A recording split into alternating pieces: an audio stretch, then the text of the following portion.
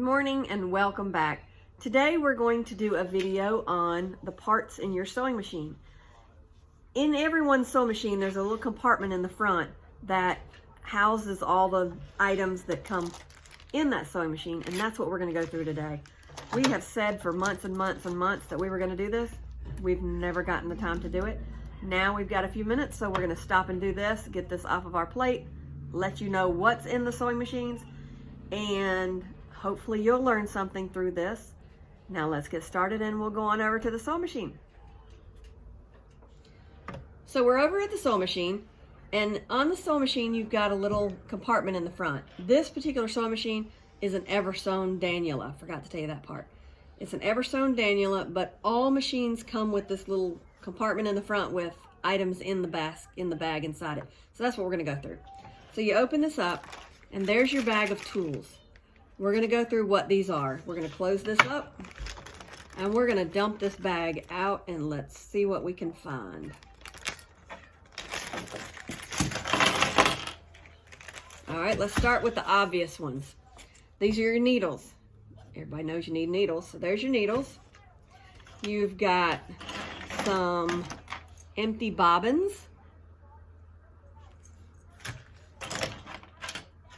You've got a small spool cap. And you've got a larger spool cap. Your spool goes on this stick. The spool cap goes on top of that and clips into place so that that spool doesn't come flying off of this when it's turning in fast motion. So that's what a spool cap is. Now let's go back down to the table. This is a spool net, and this opens up and your spool goes inside of it.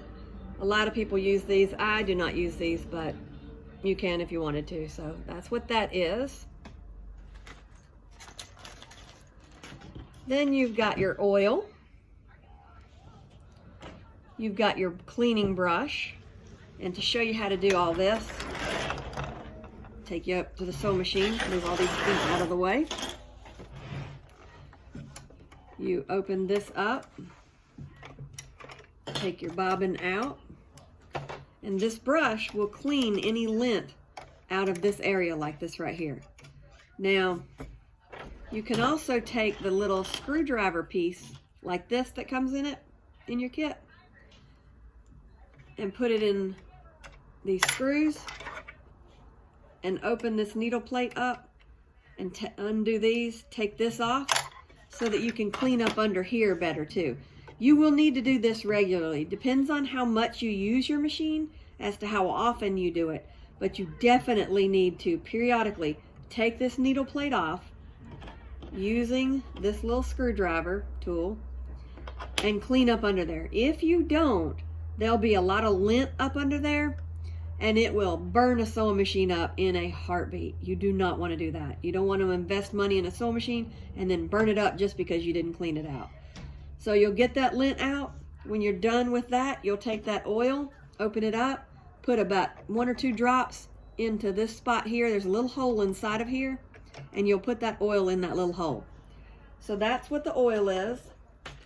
That was the brush that you used to clean it. The other end of the brush is a seam ripper. I wish I didn't know what this piece was, but it's a seam ripper. Nobody likes to use a seam ripper, but time to time you need to use that. So there's that. And let's see what else we've got.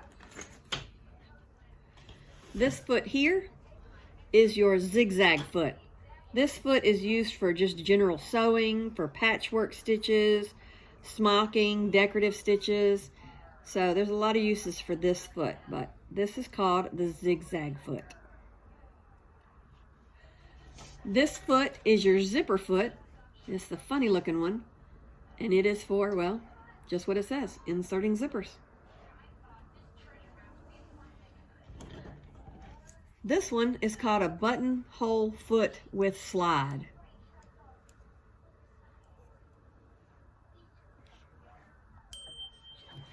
This one is called an overlock foot.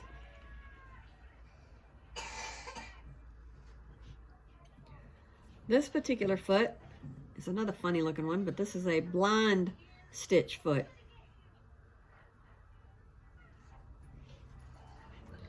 This one's used for blind hem stitching. This foot is the embroidery foot. This is your 1/4 inch foot. This one shows you where the 1/4 inch is so that when you're sewing you can make sure that your seams are 1/4 inch going all the way down your seam. This was a very common foot to use, as are a lot of these other ones, but some of them not so much, but this one is a real common one. This is your right seam guide. It goes behind the needle here and it lines up to where you can do your stitches a certain width apart. So you line it up where you want it, use it, and your lines are perfectly straight. Now we have gone through everything that comes in the little bag that you get inside of your sewing machine. So if you didn't know what something was before, hopefully now you do. And there are other items in some of the other machines. It just depends on what machine you have, but a lot of these are universal in all machines. So hope that helped, and well, that's all for this time. Like and subscribe. Come back to see our other videos. If there's anything out there you want us to do, let us know. We'll try to do a video on that as well. And until next time, like and subscribe if you haven't already, and then come back and watch our other videos down the line. We'll be putting some other ones out here shortly. And until next time, happy quilting, happy sewing, and Merry Christmas.